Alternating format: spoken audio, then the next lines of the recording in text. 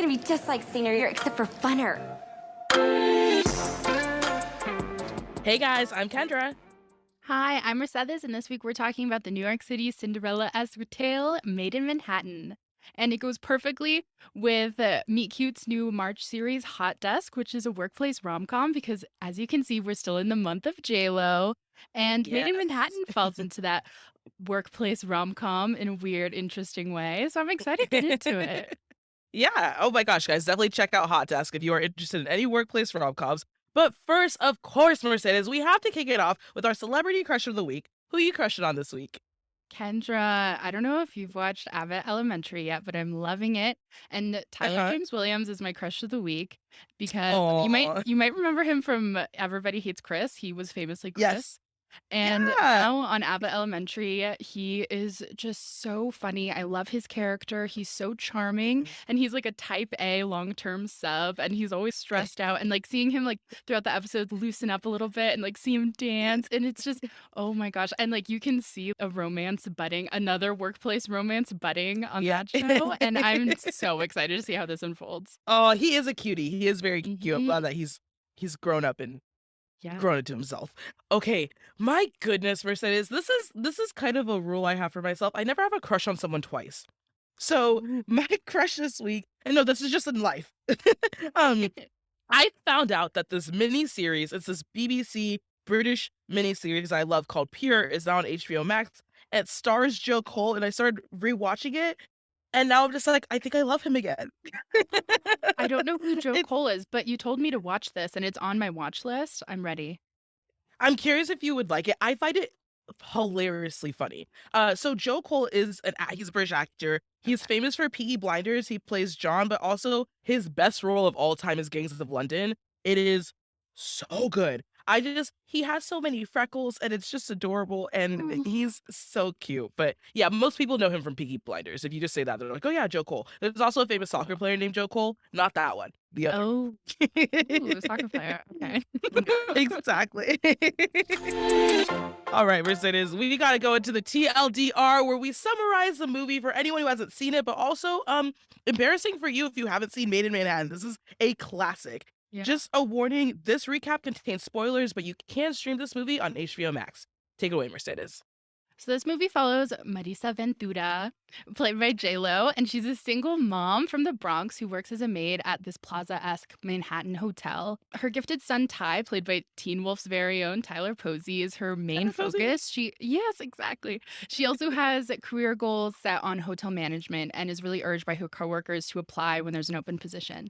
Now, cut to the Republican Senate candidate, Chris Marshall, played by Rafe Fiennes, who's staying at the same hotel she's working at. And the two haphazardly meet when Marissa is caught trying on a designer outfit in a guest suite and is mistaken for the wealthy hotel guest Caroline Lane, played by Natasha Richardson. And then after a day at the park with Chris and Ty, Marissa's caught in the middle of a lie that's left her and Chris like really mutually infatuated with each other. It's so sweet, but it's also happening like in the midst of her management training, and it's leading to a lot of stress for her and confusion on Chris's end. But with the help of her coworkers, Marissa makes a plan to end their fling and go back to her normal life after just one last night as Chris's date to a dinner at the Met. It's so magical. But the morning after, It's Marissa's beautiful. caught leaving his hotel room at the place she works, by the real Caroline Lane, and she's shamed and fired in front of Chris and a lot of different people at the hotel. But after some time passes, Marissa's a maid now at a different hotel, and coincidentally, Chris is set to hold a press conference there, where Ty, her son, attends and asks a pretty profound question, which leads Chris to run and find Marissa, and the two are reunited again. And then cut to the credits, we see that they're still together a year later, which is pretty promising. Yeah, so we're gonna talk about later in the episode because I was like, oh, okay, this couple lasts. Exactly. I So was shocked. yeah, right. Mercedes, I will say this a million times during this episode. Ray Fiennes is my all-time favorite actor, and that happened completely by mistake. Like when I recall my top 5 favorite movies, he's in 3 of them. I was like, okay, I guess he's my favorite actor, and I've watched everything that he's been in. I'd give you the list of all of my favorite actors, like my top 5, but like 3 of them have been canceled, which I feel like says a lot about me. No, says a lot about that. So this is a 2002 film with the story written by the man who literally shaped the 80s, John Hughes. Yes. And guys, I'm sorry to shame you, but if you don't know who John Hughes is, what are you doing? He is the genius Seriously. behind Seriously, he's a genius behind The Breakfast Club, Pretty in Pink, Ferris Bueller's Day Off, and The then whole one Rat that we Pack. definitely the whole Rat Pack, and then one that we definitely have to do a future episode on, Some Kind of Wonderful. Oh my gosh, I love Oh, that movie. yes. Yeah. Yeah, Classic. exactly. And then the script was written by Kevin Wade, who also wrote the movie, that made me personally fall in love with Brad Pitt, Meet Joe Black. Ugh, just Yeah. 3 hours of Brad Pitt being adorable. And it's directed by Wayne Wang, who you know from Last Holiday. Mm, Oh, I love Last gosh. Holiday. Yes, I know, Common. You know, he walked outside of my window one time, and I still think about that every single day. Oh my gosh. It was Yes, you've it told was me. amazing. My jaw Yeah. dropped when you told me. I was like, wow. Oh my god. Wow. Well, I was freaking out.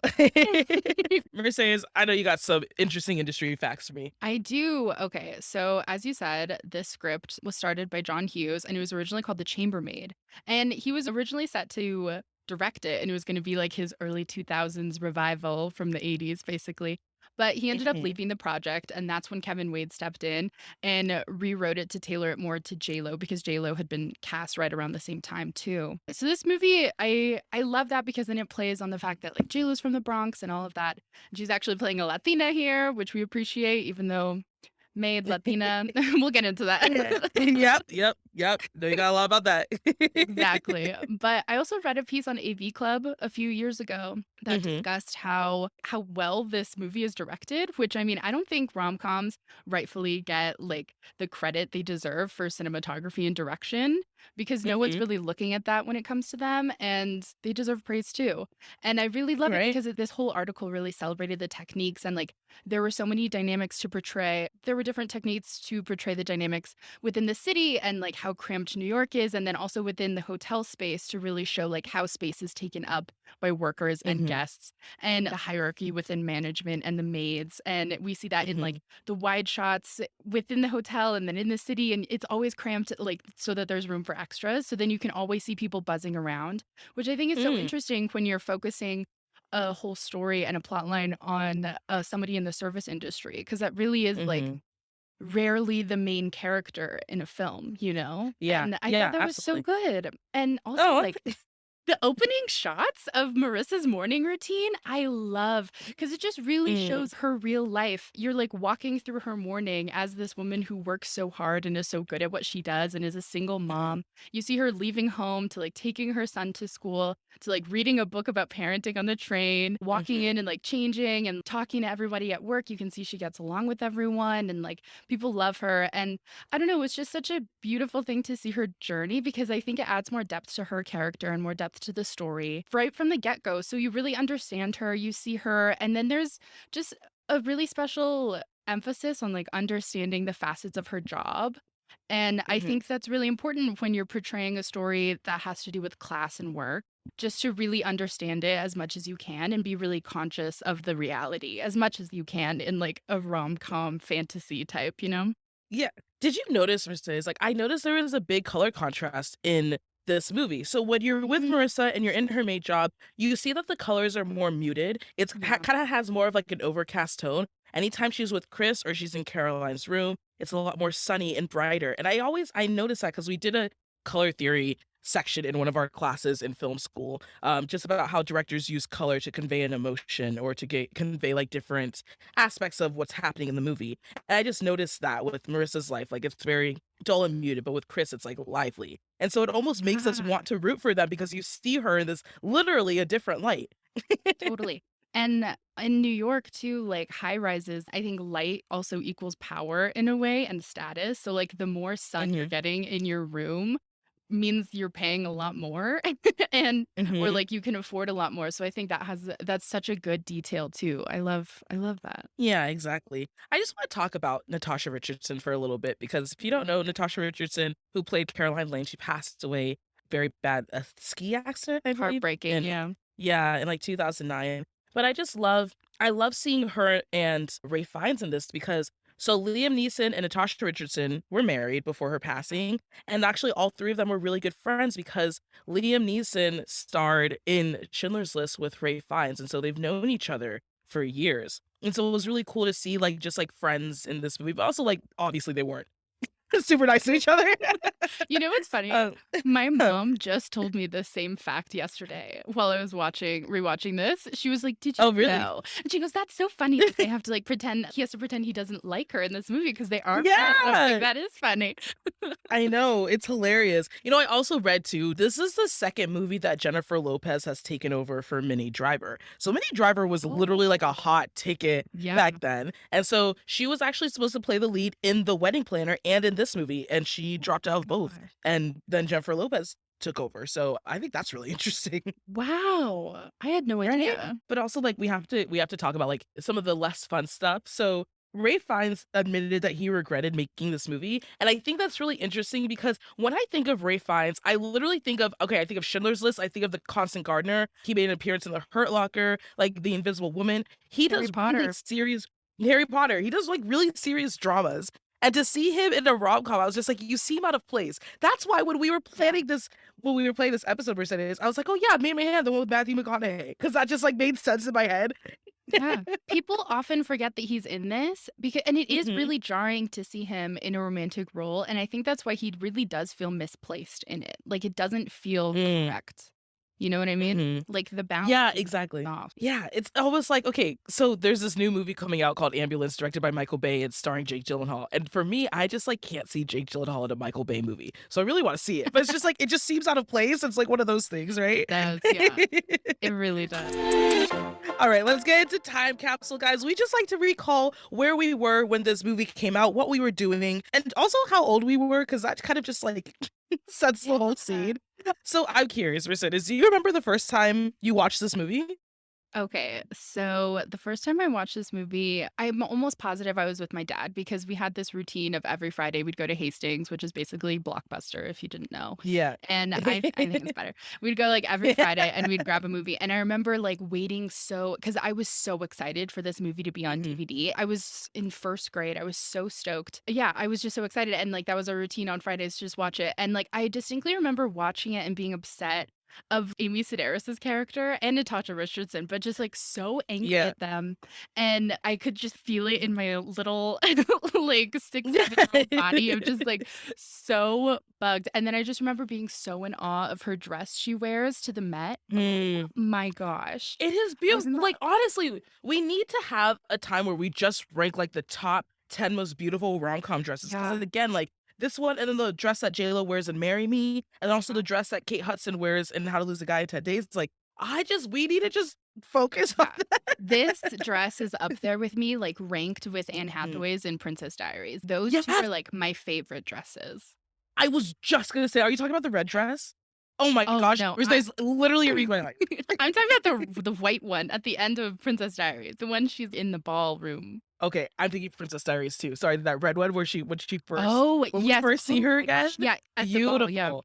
Oh, I love it. I love it. I like Mhm. want to wear every dress like that. Oh my gosh. Okay, so I don't remember the first time I watched this movie, but I do remember. So growing up, I literally watched like 6 channels just because I wasn't really interested in anything else, and Yeah, TNT was one of those channels. So I feel like of the 6 channels I watched, one was Cartoon Network, one was Nickelodeon, one was Disney Channel. I feel like I saw this on TNT. And that's probably where I watched it. totally. A This lot. was either a Yeah. TNT or like ABC Family. It was there a lot. Yeah. Yeah, exactly. Which I feel like people who say this may not know what ABC Family was. It's now Freeform, freeform. Freeform. But back in the day, guys, it was called ABC Family. It was Bob. It was so good. Also in 2002. So I don't remember who I had a crush on, but I remember who had a crush on me. I can't even tell you. I was 10 years old, so I was in fifth grade. I don't know why. I can't find anything about my life in fifth grade. So I used to keep a diary, and I kept a diary from the time I was 8 years old. And the entire year of 2002 is missing. And I'm like, why is that? Weird. Yeah, it's weird. The diary goes from 2001 to 2003. So it's like I'm in fourth grade, and all of a sudden I'm in sixth grade. I'm like, oh wait, no, I want to know what happened. I do remember I played the trumpet and I played the violin, and I was like, that was my most musical time in my life. I love that. Yeah, but there's this kid named Cavill, and I was trying to look him up because I'm really good at finding people. I was trying to look him up, but I couldn't remember his last name. He loved me, Mercedes. He had kind of like I think he had kind of a tough life because I just remember his parents were literally just like never in the picture. And so my dad used to drive both of us to violin lessons and we'd be in this like 15-minute car ride. And Cavill would just be telling my dad how much he loved me, how much he wanted to marry me, all of this stuff. And it was so, I thought it was weird, but my dad thought it was hilarious. Is hilarious. That's so precious. I know. I wish I could remember his last name so I could find him and see what he's up to if he's still Your around. first suitor. It's so interesting when you hear somebody had a crush on you. Like, there was one boy in elementary school who said he had a crush on me because I was the only kid in class with moisturized elbows. Like, I was the only one who didn't have dry elbows. What on earth? And I What? think that's my favorite crush memory. Wow, what a quality to look for in someone. Hey, you're really cute Exactly. because your elbows are super moisturized. I mean, it's important. I'm from the desert. Like, he was Yeah. really cute. That is so funny. Oh my god. Okay, so 2002, Mercedes, how old were you? Where were you? What were you doing? I was in first grade. This movie came Oh, out in December, I'm pretty sure, yes. of 2002. So Mhm. I had just turned 7. Also, in November of that same year, my favorite J.Lo album, This Is Me, then was released. So I was in a Mhm. major Jenny from the Block era. That was the Jenny from the Block Yes. album. So this was Mhm. prime Jennifer Benifer time. Yes. I was super big on accessorizing at this time because I wore school uniforms. And J.Lo and Miranda from Oh, Lizzie McGuire were, like, my style icons, and love it. I Love loved it. them, and then I was also, like, obsessed with Jane Goodall at this time in my life, and then the American Girl dolls. I was everywhere. I loved Jane Goodall. Mercedes, you were such an eclectic child. What, What? Jake And then I Goodall? was also, like, basketball, soccer. I was all over the place. So, yeah, I would go to school every winter, I would ask for a new pair of pleather knee-high Mhm. boots to walk down the hall in, like, my skirts and, like, my, like, khakis or whatever I was wearing it, and I felt so cool. And I would wear them Oh, till it was, wow. like, too warm outside, and I was obsessed with them, and I remember I had, like, a white faux fur vest that I'd zip over, like, my polos, and I felt Yeah. so glamorous, and I was like, "I'm just like J.Lo." And, like, I have a picture I can show you on Zoom of what I looked like in my J.Lo fits at school. Oh, look at you. We're gonna have to I include know. this in the description of the I podcast so know. everybody can see it. You look fresh, Literally. Mercedes. Yeah. Wow, look Yeah, at I was I love ready.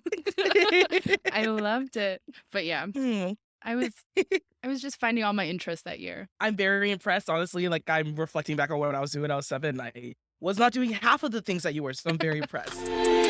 All right, guys, it's now time for the Rom-Com Hall of Fame. But Yes. first, we have to roast this movie, Mercedes. And if you wouldn't Oh, mind, yeah. I just want to say the biggest roast that I had throughout this entire movie, other than the fact that Ray finds Say it. acting in a rom-com, it's the fact that Chris is a freaking Republican. Oh my god, I know. Horrible, I was like, horrible. that does not age well at all. Like, Also, at like, all. think about the political climate in 2002. You're really gonna have this wealthy white Republican politician fall in love with a low-income single mom Yeah. Latina from the Bronx. I'm like, Gosh. who wrote this? Why? What was happening? You couldn't have just made him a politician. And I know his views are a little more egalitarian, but still, he still claims to be a Republican. I know. Okay, I've seen so many of those news stories, like of these white Republicans married to women of color and just having such staunch, like, stances on immigration and all of those things. It's like Yeah, you're literally married to a person of color. How are you going to say all these things in public and then in private go to bed with this person? Like, that exactly. is incredibly problematic. I will never I don't think I could ever date somebody who with differing, like, political, social views as me, like, that's just the bottom line, like, that will never be Okay, crossed. that means you have standards, Mercedes. That means you have standards because I've Exactly. literally met people who have dated someone who has different political Yeah. affiliations. It never works out. It's not just like, oh, you're a Republican and you're a Democrat. It's like, no, these intrinsic values that are wholehearted to me, like those that are very personal to me, we differ on. Like that Exactly. is very telling about who you are as the person and what you believe. So I think that should be one of Yeah, the deal breakers. Like, hey, totally. what do you believe?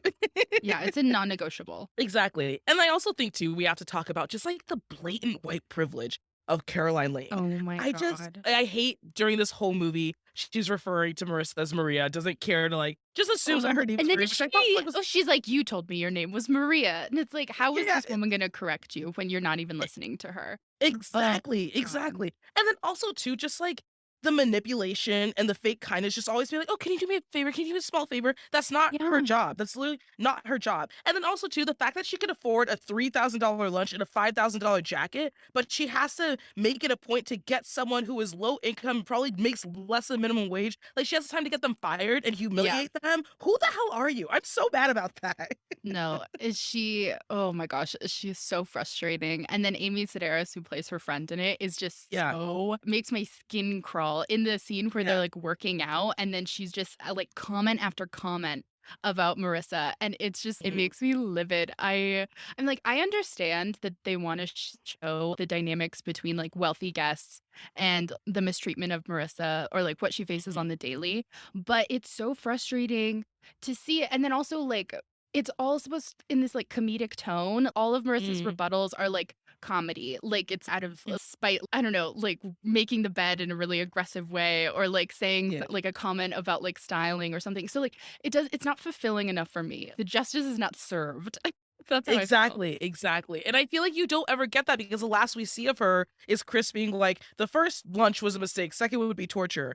And then she's just like Yeah. drinks that, and then we literally don't see her again. So we don't get, like, as audiences, we don't get that satisfaction of seeing her get put in her place. And I really wish that we Exactly. but also that's kind of reality. I mean, I guess it was just a very early reflection of reality of like sometimes there are terrible people and just nothing bad ever happens to them. They just keep I going on know. with their lives in their little privileged bubble and nothing ever happens to them. So It's hard to see that in a sucks. movie like this that has such a magical, like, fantasy-esque tone, though. You're like, "Come on, put this person in their Yeah. place." Yeah, exactly. Well, I wanted something that you usually always bring up in past episodes, Mercedes, is the chemistry between the two characters. And I Yeah. guess I want to know, like, do you feel watching this like Chris and Marissa actually know each other? No, I don't. Their conversations aren't anything, really. They're both like, "Oh, we had it. It's there. I can't really explain it." I didn't see it. I can't explain it either, actually. Because it doesn't exist. Exactly. No, That's how I I feel. What do agree you with think? that. I mean, I agree with that. It's mostly I brought this up because at the end, when you see the magazine cover and it's like a year later, still going strong, I'm like, really? You guys don't know each other? I feel like we would catch glimpses of Marissa's personality when she would say things in terms of like, oh, Chris is like, oh, I'm going to go to the projects and do a speech. And she's like, well, why don't you actually spend time in the projects? Yeah. Like, I thought it was really weird that he kind of had like this infatuation with the fact that she was this upper class woman who knew a lot about the lower class. And I just thought Yeah. that was like a weird complex. I can't explain it, but do you get what I'm trying to say? Totally. I think and he was also I don't know, he had this, like, the air of him describing her and looking at her with this gaze of like, "Oh, you're the other. What are you? I Yeah. need to understand you," in a way that I didn't like. It would almost felt like an anthropologist almost, like, the way that he's trying to understand more about her that I don't know, I didn't dig. But also to, like, prove something. And so, like, I just wanna make this clear, I have no problems with interracial relationships. I just think it's funny how this is kind of the vibe I get from most white women who date black men. Is like, Mm, they look at them with that exact same gaze that you just described and just like, "Oh, like, I could prove something with you, like, by being with you." And that's just kind of yeah. like, you know what I'm trying to It's say? so unsettling. It's It icky. is. Another icky thing is the fact that we have a Latina playing a maid. Like, it's Yeah? just playing up this huge stereotype. It makes my eyes roll. It's frustrating. But I'm also like happy to see J.Lo play a Latina because the year prior Mhm, we see her play an Italian American. So I'm like, what am I? I'm like, I'm happy you're a Latina. Why are you a mhm, maid? And then this isn't the only things in more recent years have been like Latinas playing maids. Like we had like a show a few years ago called like Devious Maids. These things are still continuing to be played up and it mhm. just I have to roll my eyes every single time. Yeah, I mean, it's the same way I feel when you see, like, a black person playing a gangbanger, like a Exactly. prostitute or something. It's Yeah. like these stereotypes. Why do we give it to these stereotypes? But I'm Mhm. curious, Mercedes. So, as a Latina, what are some roles that you would love to see represented by your community? So, can you give me like an example, maybe of like past movies, or just even just like jobs that you would love to see more Latinos portray in movies? Oh my goodness, that's such a good question. Hmm. I mean, speaking from just like my History, most people in my family are educators. And Mhm. my family's all Latino, so I would just like love to see more of that. I don't know. I love seeing educators on screen because I like seeing what my family has to say about it when they're watching it. Yeah, I think that's absolutely. always really interesting. I don't know. What I do appreciate about this movie that I said before is it does feel delicate with its portrayal of the service industry, which I appreciate. It's never Mhm. something that Marissa is shown like she doesn't have a burden there and she doesn't Yeah. feel shame around it. She has a lot of pride in Mhm. her work and she uses it as like a stepping stone for her. Plus, I mean, being a maid is a completely valid job on its own. It's Yeah, just frustrating when that's the consistent stereotype, you know what I mean? But 100%. I think I really like that she acknowledges that she's good at her job and like she finds a lot of pride there and it makes her like really relatable and human because it shows how hard she works and it's not just her complaining about like Mhm. oh blah blah blah and also like her relatability is like in her work ethic and like how she is as a mom and a person and not in like the typical rom-com fashion of the clumsy quirky girl relatability, you Yeah. know, which I Yeah. appreciate. We're getting a different angle here. Absolutely, 100%. Alright, guys, I just wanna know, Mercedes, can you tell me what is one of your favorite quotes from this movie? Oh my gosh. Okay. My quote kind of goes along with what I was saying. And it's Mhm. right when she gets fired and she's talking to the butler. And he says to serve people. Takes dignity and intelligence. But remember, they're only people with money. And although we serve them, we are not their servants. What we do in this venture does not define who we are. What defines us is how well we rise after falling. And I just think that's Aw. beautiful. That is beautiful, and that's kind of like mine too. So I love when the manager is telling Marissa that she's gonna be considered for the position, and Mhm. he goes, "When life shuts one door, it opens a window." And I know that's so cliche, but I just felt it so deeply because I just feel like I'm in a season of my life where I'm experiencing a lot of open windows after experiencing a lot of doors shut in my face. And like for example, just like hosting this podcast with you, Mercedes, is definitely an open Aw. window because I love rom-coms and I'm a hopeless romantic and I love just talking about movies. And this just seems like it very much aligned because I actually went out for a job similar to this before where it was another Oh. rom-com podcast job and I wanted it so badly and I didn't get it, and I was Mm, heartbroken because it was just, again, a time in my life where a lot of doors were just being shut in my face, like, I had all yeah. these ideas, I was working really hard on things, and everyone just kept saying, "No, no, no," and I feel like I'm in a season of yes, and I'm really appreciating this breeze that's coming through these open windows. I love it. Oh my gosh, it's such a joy to work Yeah. with you. I don't know. I love talking to people about rom-coms anyway, and to find someone Mhm. who's equally as passionate about talking about them and analyzing them with me. Oh, Yes. man, now I'm just like gushing. Another one of my favorite quotes is when Chris is like, If your husband wouldn't mind, She doesn't have a husband. I don't have a husband. Yeah, the tone there is so good. Yeah. yeah. Chris's best moments are with Ty, not with Marissa. Mm. Yeah. You are so right. You are absolutely right, which is good too because I'm gonna get into this later about how rom-coms tend to breeze over the fact that like someone has a child and like that's a whole other layer. But I'll talk Yep. about that a little bit. So, Mercedes, tell me, would you swipe left or right on this movie? I'm swapping right because Mhm. for young Mercedes is one of her faves. And also, I love Marissa as a character, even if I don't really like their relationship. And also, I'll swipe right on any makeover scene because they're so magical. And I love that this makeover scene was like made by all her coworkers and her friends and like all the friends she's made in Mhm. the service industry. And they're all just rooting for her, just like we are. And it's so special to watch. It makes me so happy. Oh my gosh. Wait, what is your most iconic makeover scene in a rom-com? Oh my God. That is so hard. I mean, I have to go with Princess Diaries, right? Like that is Oh, that's like a good. that's the one. Even though like I'm sad that Mhm. like she didn't keep her curls. Like you didn't have to like style it that way. She could have kept her curls. They just needed to not be brushed. Yeah, I feel like okay, well, I feel like the classic, like the whole start of the makeover scene started with "She's All That," right, with Freddie Prinze Jr. Oh my God. Fred Prinze Yeah. Jr. We go way back. He's from here. Oh, that's right, Yeah, that's he's from right. around. But just like she's coming down the stairs, and it's like, "Kiss me." A classic. Oh, all the Classic. Yeah, I feel like that's why everyone started doing the makeover scenes because of that scene. So we'll just Oh, the Pretty Woman. That's like probably the most iconic makeover. Yeah. Oh, that's pretty good too. Okay, so my thing is kind of like you, it is impossible for me to swipe left on anything with Ray Fiennes. Like literally, I go on IMDb and I look at his credits. I've watched every single thing that he's in, and I've pretty Oh. much liked every single. I know it's like I'm drawn to him, and so I feel like even if I want to, my thumb would not even move in that direction. So I'm swiping right on this movie as well. I'm so glad this movie came out before the fourth Harry Potter movie, or else I'd be Mm. terrified to watch this, I think. Him as Voldemort is terrifying. Is terrifying. He also said he would never take another role where he has to do prosthetics because of Voldemort. Oh Like it my was God, so that much for him. nose. It That was nose, those teeth. Ooh. Ooh, his feet. Oh God. All right, guys. It is time for couples therapy. Mercedes and I just like to give dating advice for the characters on how they can improve their relationship. And I just want to start by saying my biggest hope for Marissa is I just want her to be more confident in who she is.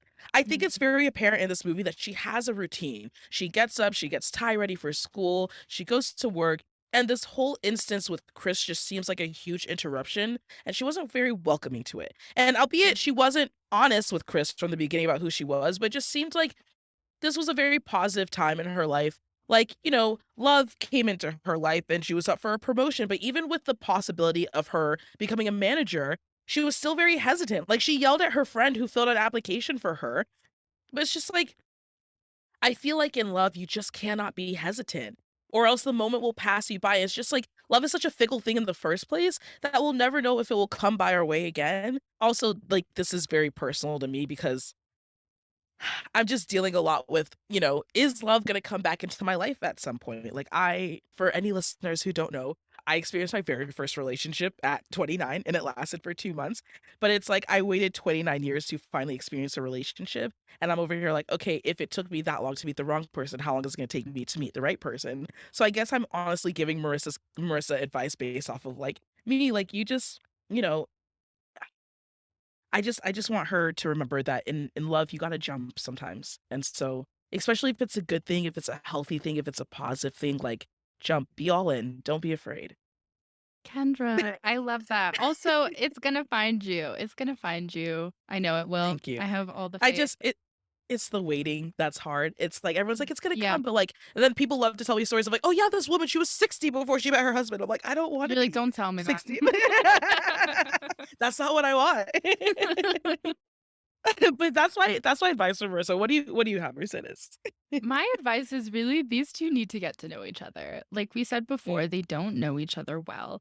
And that stresses me out because it is such a whirlwind romance and I understand that. And it does kind of have that old Hollywood feel of like we had one magical night, that like it definitely takes on that Cinderella story, but it stresses me out. Like I want to see like a deeper emotional connection here and I want to see those play out and not just like miscommunication after miscommunication. And I also, like we said before, they need to get to know each other on like a socio-political level. I'm sorry. Yeah, Like you need to have absolutely. these discussions, especially if you're thinking long term here. Like this woman has a son and you need to be careful Yes. and you need to like care and like really be patient when you're joining a family like that. That's huge. Yeah, exactly, right? That's kind of what I was saying in the beginning too. A lot of rom-coms seem to gloss over the fact that like a kid is involved. And so my advice for Chris is just like remember that you're not just accepting Marissa to your life, you're accepting Ty as well. And like this is really important because it seems like Ty is a kid who's clearly dealing with a rocky relationship with his father in the first place. And he Totally. needs a stable father figure. He needs a stable male figure in his life. And so I'm just like, Chris, that's a whole job. It's going to require so much more than you just handing a paperclip to the kid. Like you're gonna have to Yeah. be there for him. You're gonna have to encourage him. You're gonna have to support him. So I just want Chris to remember that because I just don't want him to be selfish when it comes to that. Exactly. But I do want to ask you, Mercedes, like when we talk a lot about how these characters don't know each other in rom-coms. Do you feel like there's the rom-com that you've watched that does a good job of portraying the two characters getting to know each other really well? Yes. Honestly, I just watched I Want You Back a couple weeks ago. And as a Yeah. newer rom-com, I think it shows it really well. I also think like To Mhm. All the Boys shows it really well. You're really getting to see these really small moments where they're getting really personal. And it doesn't have to be this deep emotional scene, but it's just Mhm. these little quality time pockets that I really appreciate. And I don't know, it makes me trust their relationship more. And I think that's why a lot of people have been leaning toward rom-com television. Like if we watch like Starstruck on HBO from Mm. 2020, that's such a good example of, I don't know, they're getting to know each other more. And I'm excited to see season 2 because that's not out here in the States yet. But I don't know, like that's another one where I think it's a great example of you're really getting to see them grow together. Yeah, and I think there's obviously like an inherent difference between movies and television because in television you have a longer time to develop Exactly. that relationship, whereas movies you get like rom-coms especially you get like an hour and a half. So a rom-com that I think does a really good job of it is one of my personal favorites, Love and Other Drugs with Jake Gyllenhaal and Anne Hathaway. Oh, yeah. I love that movie. I think it is so underrated. People do not see how freaking funny it is, and Josh Gad is in it, and it just adds this whole other element. But I think they do such a good job of like showing just the full development of each character. Like Anne Hathaway becoming comfortable with, I don't want to spoil it for anyone who hasn't seen it, but then like Jake Gyllenhaal accepting himself and growing in himself. So I love that movie. We have to do that in a future episode. Listeners, if you have not Yes. seen Love and Other Drugs, please go and watch it. That's such a good example. Oh my gosh, I always forget about that movie. I know everyone forgets about him. It's so Yeah. good. What do you feel like their love language is though in Maid in Manhattan? So Marissa and Chris, what do you feel like their love languages are? Marissa is wholeheartedly acts of service. She Yeah. is a service worker who goes above and beyond for her work, and then she does the same for her family and home life. But I also think she needs words of affirmation. I think she's used to hearing how hard she works and what her place is in this world. And that can be really disheartening and like really weigh on you. There's a lot of comparison between her and the people she works for at this hotel. And I don't know. I think she needs to be lifted up more. She also just Mm. needs acts of service back because she works so hard. We touched on that Yup. last Yup. week where yeah, Yup. these acts of service women need it back, and you can't just expect them to be okay just putting in all this work and not getting anything back. Exactly. That's exactly what I was gonna say. Like people who give acts of service, like oftentimes need that back because it's hard to always be the caretaker and to never be taken care of. But Yeah. then I also feel like with Chris, I think he gives quality time, and you can see that by just like how much he enjoys spending time with her. Like he invited her out for a walk with his dog, and then he invited her to this fancy lodge. But I feel like Chris needs words of affirmation. I just felt like he was always more inclined with Marissa when she spoke her mind about things. And I feel like he really appreciated that. And so I think he gives quality time, but he needs words of affirmation. Like he likes to talk and he likes to, I don't Ooh. know. That's interesting because I flip-flopped those. So I said he gives quality time or he needs quality time because you can see he really opens up when like his political entourage isn't around and it's just like him, Marissa, or like him and Ty, like really talking. And I think he gives words of affirmation because I mean he is a politician. So I think he's pretty good with his words. And his most charming scenes, like I said before, like with Ty, and he really reassures him about the stage fright, and that's so sweet to see. And yeah, I think he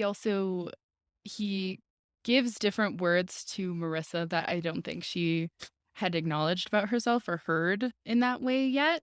And I Yeah, think that's really nice to see. it is very nice to see. All right. So we have talked a lot. We've roasted this movie a lot. We've talked a lot about these characters. The question everyone is wondering, do you think this couple lasts in 5 years?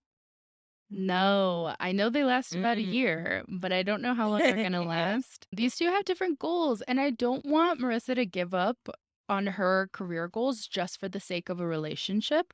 Like she has plans for herself in Yeah. hotel management and like however far she can go. And I just don't want that to like her to like lose sight of all of that just because she's in this romance. It's like pretty high profile.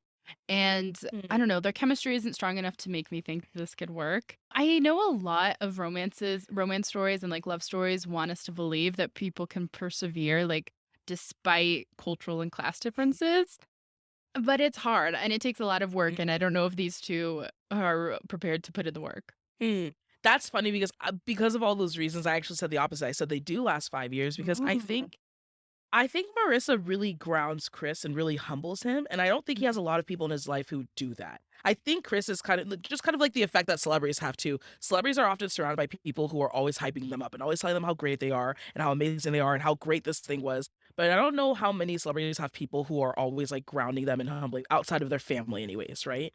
And so I think that's really important in a partner for Chris. And I think too, Chris just has a lot of respect for Marissa because we see at the end that she is a manager of like a hotel chain and she starts her own business and all of these things. And I think Chris has like a really high level of respect for Marissa. Like he appreciates how she thinks and I think he supports her.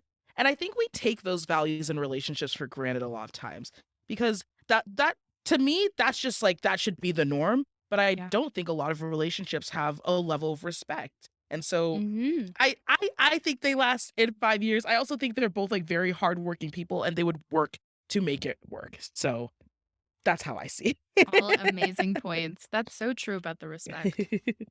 Yeah. Thanks, Mercedes. All right, guys. Now it's time for Heartthrob. I would just love to know, Mercedes, of the entire cast, women included, who would you take home to your friends and family and the people that you love to introduce them to? Like I said last week, and probably every week of J.Lo month, I will most definitely introduce J.Lo in to my people. Marissa's Yep. awesome. I think we'd be great friends. So I Mhm. would love to take J.Lo in the form of Marissa. Take home my 100%. family. See, I would say Chris, but I can't be bringing a Republican around my friends because they'd eat Oh him my God, alive. imagine. Not, yeah, but like not in a judgmental way. Like my friends aren't judgmental, but they just have a lot of questions to ask about his politics and his beliefs. And I don't know if he'd be Yeah. able to provide quality answers that would suffice. So I'm gonna say actually I would take Rufus to meet my friends. The Oh, dog. that's such a good answer. More rom-coms need dogs. More rom-coms. More rom-coms need dogs more than must love dogs. Yes. Which is another one we should do. Another great one. Yes, exactly. All right, guys, it's time for Marry, Smooch, Ghost. We love to play this game where we're talking about who we're going to marry, who we're going to smooch, and who we're going to guess. So, Mercedes, here's the setup. Chris, Jerry, played by Stanley Tucci, or Caroline. Okay. Ghost Caroline, she's the worst. I'm smooching Chris. And I'm gonna marry Jerry because Wow. I love Stanley Tucci. We have the same birthday.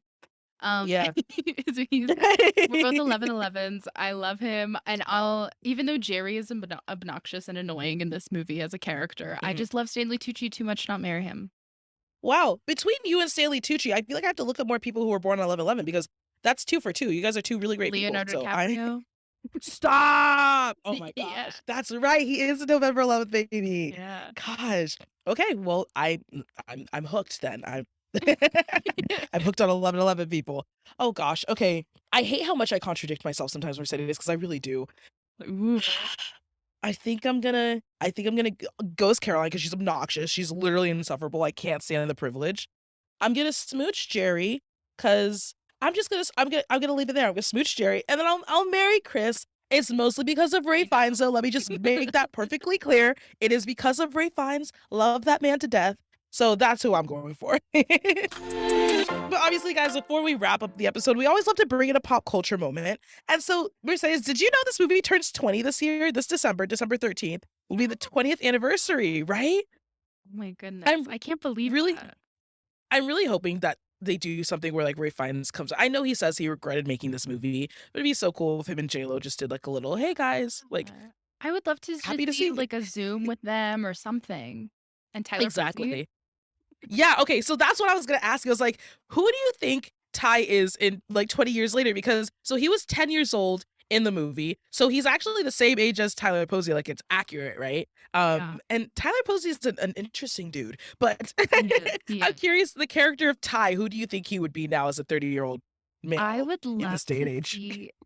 see him doing like activism and like mutual aid in the New York City area. Like I think that would be so good because he's so interested in like politics. I don't know, like these like social political views at such a young age, and he's so passionate about it that I'd love to see him doing Yeah. like grassroots projects and nonprofits, maybe even like run for like city council and move up and up. That's what I Yeah. hope for him. Okay, Mercedes, have you seen this trend on TikTok where women are imitating guys with podcasts and just like the toxic masculinity Yes. surrounding them? Yes. Okay, I don't know why, but I can almost see that Oh, for Ty. Like, no. I can see Ty like with a podcast being like, you know what females don't be doing? You know what it is? It's the Simon and Garfunkel that screams. Is that "Dance the what it is? podcast." I think so. Okay, I thought so. He's also, so they announced that they're doing a Teen Wolf movie and Tyler Posey is coming back. But let me just make this perfectly clear. I'm pretty sure 95% of people who watched Teen Wolf watched it for either Dylan O'Brien or Tyler Hoechlin, and neither of them are coming back for the Retweet. movie. So Yeah. No, I feel like nobody's coming back besides Tyler Posey. yeah, well, him and like Shelley, Colton Haynes is coming back. Holland Okay. Roden is coming back. Dylan Sprayberry. So you got some people, but just not the heartthrobs there. Because Jackson Yeah, left after like 2 seasons. I need Styles Stilinski there. I'm not I gonna need watch some Styles. I need some Derek constantly losing every single fight that he's in, because if you watch Teen Wolf, Derek never wins a fight. It's so funny. Derek. And then Tyler Hoechlin, man. I know, Tyler Hoechlin, my goodness. I also saw that Ben and J.Lo are moving to London this year, like for the summer. Bennifer. Bennifer, how do you feel about their relationship? I love Bennifer. I think Ben Affleck is such an interesting human. Oh gosh. Yeah, I loved Bennifer back in the day too. I have a last episode for the wedding planner. I explained how I used to draw like portraits of me and J.Lo as besties. On the same album that I talked about this episode, there's a song called Dear Ben, and I would listen to it and I'd be like, oh my God, Ben Affleck is probably like the dream man. Like I remember being like, he must be amazing. And I would just like journal and be like, wow, a guy like Ben Affleck.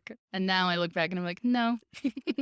Oh my God. Okay, wait, Mercedes, this is something you don't know about me, and I don't know if I want to reveal it on this podcast, so I'm just gonna say it. I am a huge Ben Affleck fan. I am a giant, unnecessarily obsessed Ben Affleck fan, and I couldn't even really tell you why. I love everything Ben Affleck. I love everything Matt Damon. Okay. I think it's because, yeah, he's an actor and he's good, but it's like then when he gets behind the camera, the magic that Gone Baby Gone is one of the best movies ever made, I think. Gone Baby Gone, Argo, like he's so the town. When he gets behind that camera, I am so wildly attracted to him because he just makes cinematic magic. And I'm like, Ben Affleck, please direct my life. I will sign away all the rights. Please. Wow. I am a huge Ben Affleck. I love Ben Affleck. It's so weird. Ooh, the listeners can't see how passionate I am right now on screen, but I love Ben Affleck. Do you love Boston Boys? Okay, I think that's what it is too, because I like really trashy Boston movies with like corrupt cops and stuff, and I feel like they're kind of the kings of that. Definitely So aligned, yeah. yeah, and then also too, just Good Will Hunting will always have just such a special place in my classic. heart, especially after Robin Williams passing. Such a good movie, and they wrote that, and then they won an Oscar for writing that. It's just so. I just think he is so creative and he's so good, and it's so unassuming. Like you look at him and you wouldn't expect something like Argo to come out of him. So I think that's why I Have you like him. ever- Do you know why Mindy Kelly got the writing job on The Office? Why? Because she had an off-Broadway two-woman show with her best friend called Matt and Ben, and they played Matt Damon and Ben Affleck on stage as like, oh, this is what we think like they are as like bros, and it's just them like in their apartment being like, yeah, bro, and it's so funny. And They she played Ben also- Affleck. That's so funny. They also were. I think they wrote the new movie The Last Duel with Adam Driver and Jodie Comer because they're both in it. I feel like Beard in that movie. it is so bad. I watched it on a plane, but I also just again, I love him. Ben Affleck. Wait, if you're so do you listening to love this. Bennifer? I don't. Okay, it has nothing to do with them together. I just want to see J.Lo single. I mean, obviously it's none of my Yeah. business, but I just want to see what she's like single. And I'm still heartbroken over A-Rod, to be perfectly honest. I thought they were perfect, but I thought they were gonna make it. So I'm just really sad about that. So I think that's why I don't necessarily like support it. But everyone else he's been with, I've been like, yeah, Jennifer Garner, she's great. You know I what just want never Ben to be understood? happy. When he was with Jennifer Garner, it wasn't Bennifer, and that always confused me. That's another You can't Jennifer. coin it twice. Yeah, I I guess know, you can't but coin still. it twice, right? It's like Bradgelina. Like you can't if he dated another woman named Angelina. It would True. Go Before ahead. we go, I don't know if you follow the TikToker, The Afternoon Special. She does like a lot of media No. pop culture stuff. I love her. She's so great. She has such good insights. And she made this TikTok yesterday about how the best rom-coms in the early 2000s had serif font on their posters. And this movie has serif font. Like, she was like, that's how you know that's a great rom-com. Like, all in the font. She goes, this might be a crazy theory, but it is really in the font. Like, that's how you know it's going to be a good Wow. one. And she had all these examples, this being one of them. So I needed to point that out because I thought that was so interesting. I'm going to think about it for forever. That is so interesting. You know, that just reminds me of the SNL skit with Ryan Gosling about papyrus, the font that they use for Avatar. Yes. And he was like, it's just papyrus. That's so funny. All right, listeners, we want to hear from you. What do you think about Maid in Manhattan? Do you consider it a classic? What do you think about J.Lo in this movie? Ray Fiennes, Tyler Posey 20 years later? Make sure to slide into our DMs at Meet Cute. Again, I'm Kendra. You can find me on Instagram and TikTok at Ken10Hollywood. Yes, and I've been Mercedes. You can find me at MercedesGB11 on Twitter, IG, and TikTok. And if you're looking for new rom-coms, follow Meet Cute wherever you listen to podcasts and follow Meet Cute on socials everywhere. Bye, everyone. We'll see you next week.